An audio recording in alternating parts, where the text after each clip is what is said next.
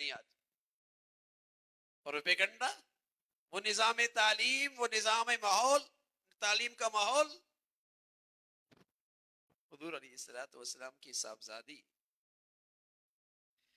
جنتی عورتوں کی سردار خاتون، اور جسے اللہ کے نبی نے اتنا پیار دیا کہ ساری اولاد کی محبت اسی کے حصے میں آئی. بچے تھے، ان کا بچپن میں انتقال ہو گیا، 3 بچیاں تھیں، ان کا بھی انتقال ہو گیا، اولاد کی ساری محبت سمٹ کے فاطمہ کے حصے میں آ گئی. بڑے پیار کرتے تھے. جب حضرت فاطمہ تشریف لاتی تو آپ کھڑے ہو جاتے، اس کا ہاتھ چومتے، اور جب وہ اپنے ابا کو دیکھتی تو وہ بھی کھڑی ہو جاتی تھی، وہ بھی اپنے ابا کا بوسہ لیا کرتی. ایسا محبت بھرا رشتہ اولاد کے ساتھ. جب شادی ہوئی، اور شادی بھی علی کرم اللہ وجہ، شیر خدا علی رضی اللہ تعالیٰ عنہ سے، آپ کے چچا کے بیٹے،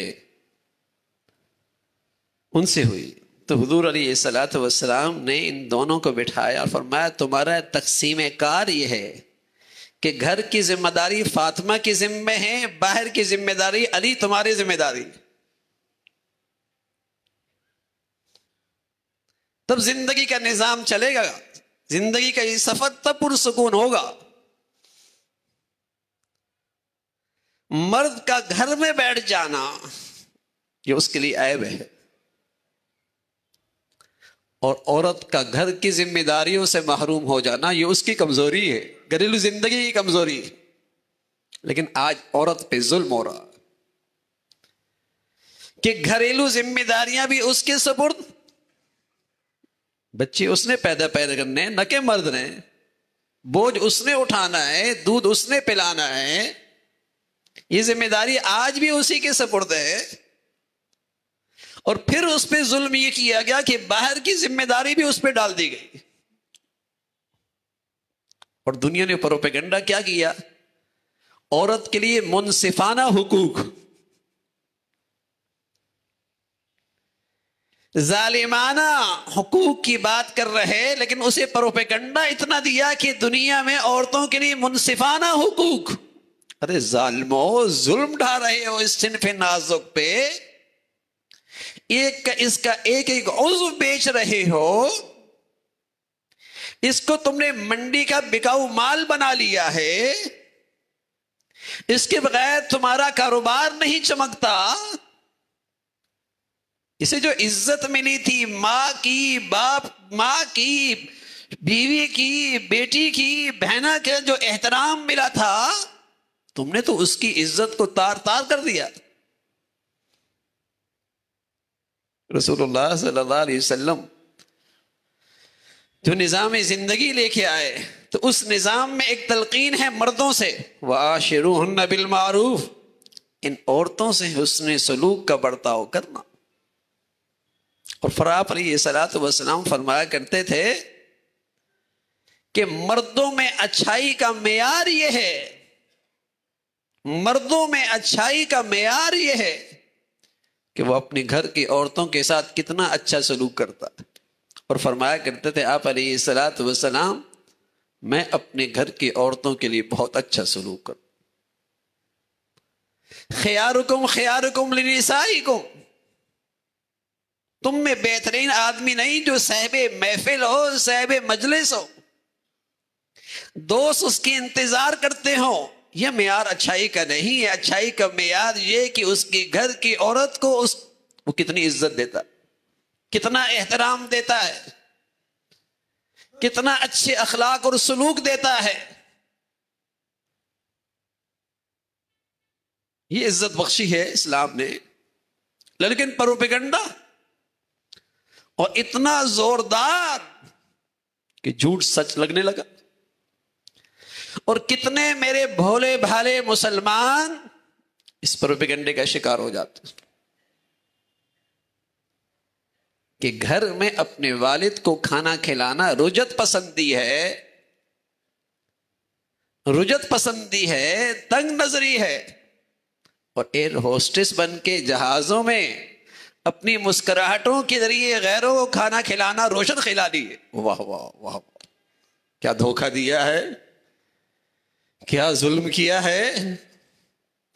اپنے گھر پہ دسترخوان پہ اپنے بڑوں کے لیے عزت سے کھانا پیش کرنا، یہ تنگ نظری ہے، یہ تاریخ خیالی ہے.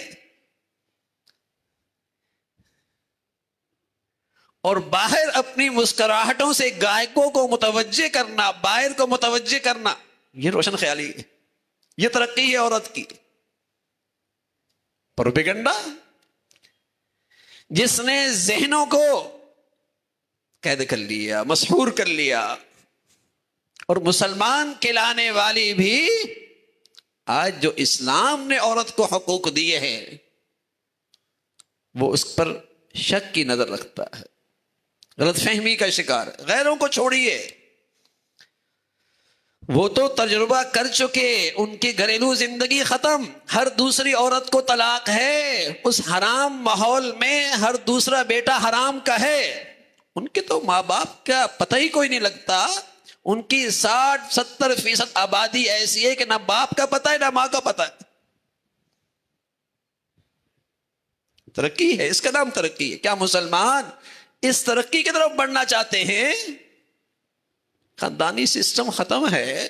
کون باپ، کون ماں، کون بہن، کوئی بھائی، کچھ نہیں پتا. فطرتی نظامی زندگی سے بغاوت کی ہے نا. ہمیں بھی اس رخ پہ ڈالنا چاہتے. آج مسلمانوں میں الحمدللہ ازواجی زندگی ہے، گھریلو زندگی ہے، خاندانی زندگی ہے، رشتوں کی قدر موجود ہے، ماں باپ کا کسی درجے احترام ہے. اس فطرتی نظام کی برکت ہے. لیکن میرے عزیزو، رمضان آ رہا اور رمضان میں ایک دولت ملتی ہے.